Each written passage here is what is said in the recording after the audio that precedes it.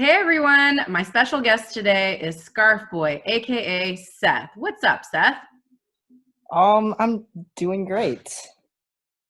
I heard that you got a Really know little what to say. secret that you might want to reveal to people. Go ahead and share what your secret is. Well, remember second period mostly because I don't really know that many people in third period that actually know of my original scarf.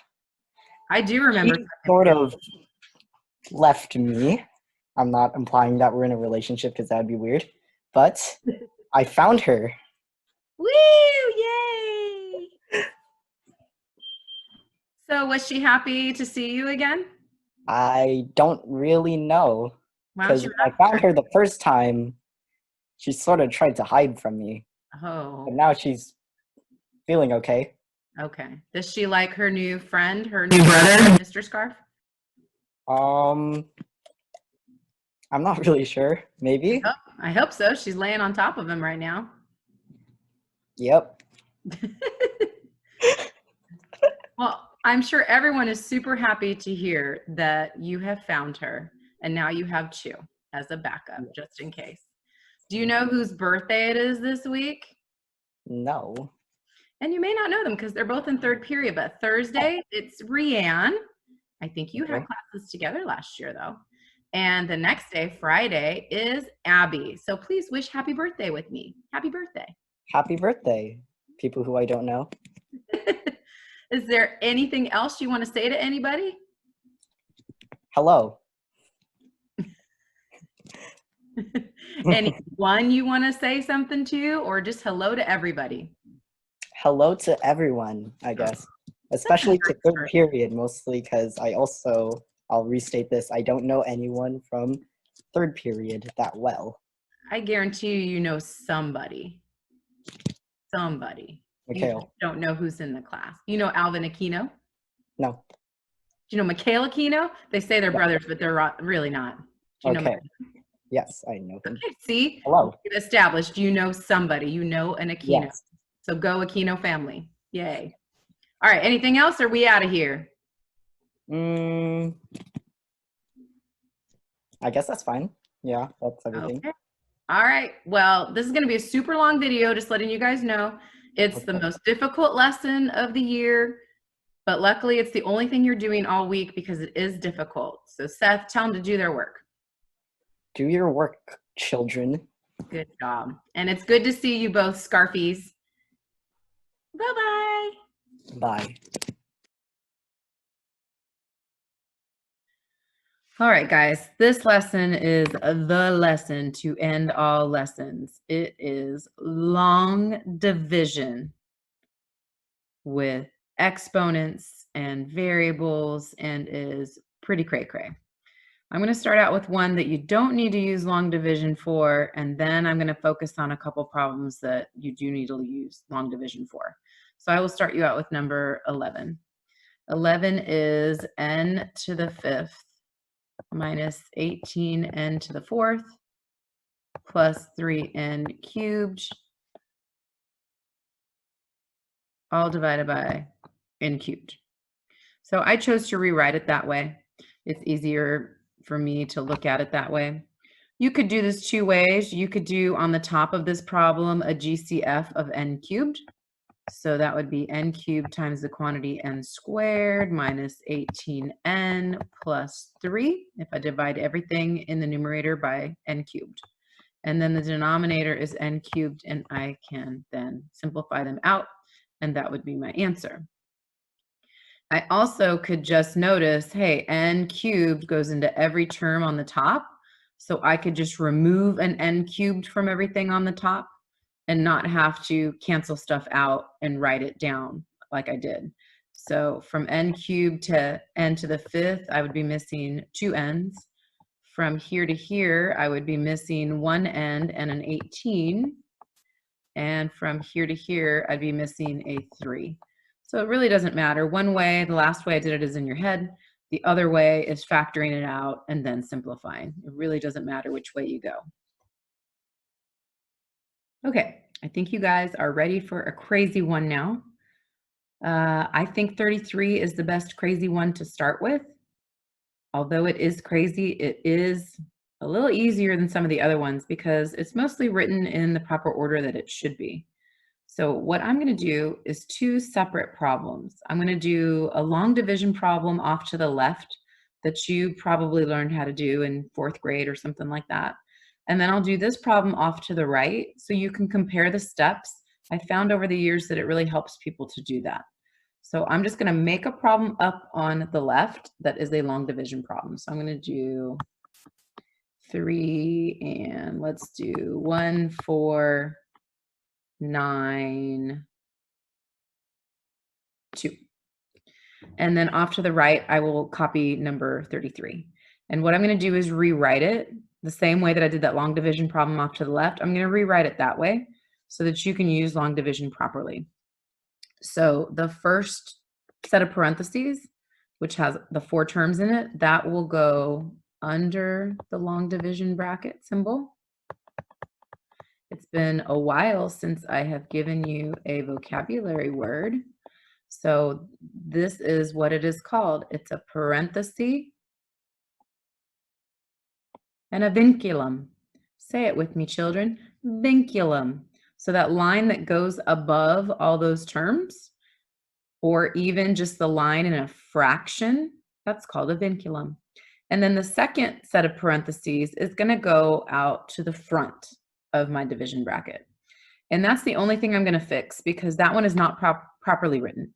So instead of -4 plus 3c, I need to reverse those terms. So 3c minus 4.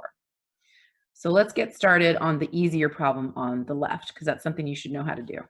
So your teacher should have taught you basically first thing to do is check how many times does 3 go into 1? Well, it doesn't evenly. So we're going to then move to the first 2 terms. And 3 goes into 14 4 times. It doesn't go in evenly, but the most it can go in is 4 times. So I'm going to do the same thing over here and ask how many times does 3c go into 12c cubed? And 3c goes into 12c cubed 4c squared times. Going back to the left, your next step would be to multiply these 2 pieces together. So 3 times 4 is 12.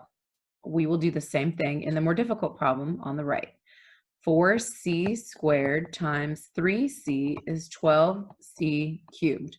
If you don't get the exact thing that you had to begin with under the division bracket, then you did something wrong. You want these 2 to cancel out.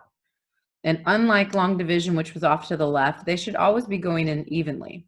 But here's the different side of it, which I'm going to do in blue. Not only do you have to multiply those 2 together, but you need to multiply your other term on the outside with the number that you just put above. So 4c squared times -4 is -16c squared. Going back to the easier problem on the left, your next step would be to subtract. So 14 minus 12 is 2. So back at my other problem, this is where people get a little confused. We are still subtracting like you would with normal long division. So this would be subtract. But because this one is already subtraction, you need to make it a plus sign because the opposite of a negative, or to subtract a negative, would make a positive. So 12c to the third minus 12c to the third is 0. That's your whole goal, is to be able to remove things as you go. And 11c squared plus 16c squared is 27c squared.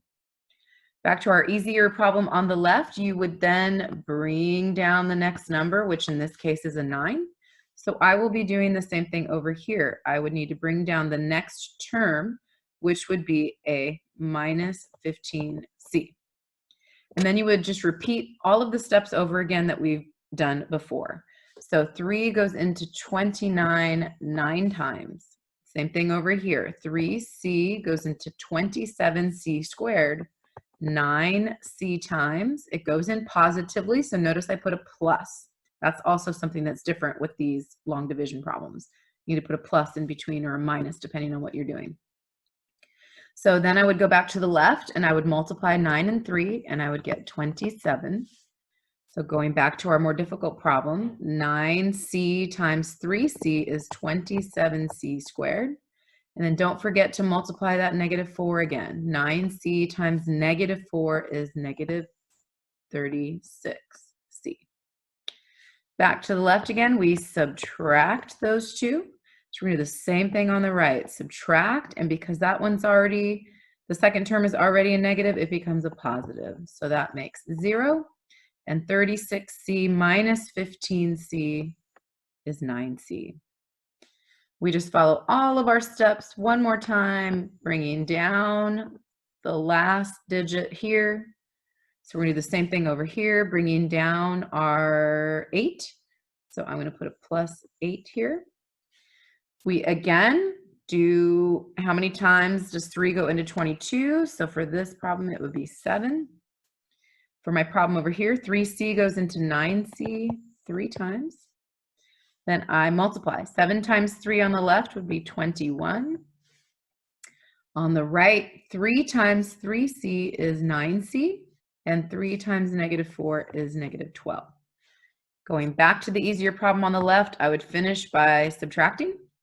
Over here, I will finish by subtracting as well. That's minus. This -12 becomes a positive, and 12 plus 8 is 20. So back to the easier problem on the left. When you first learn how to do long division, you probably were allowed to use the big old R for remainder.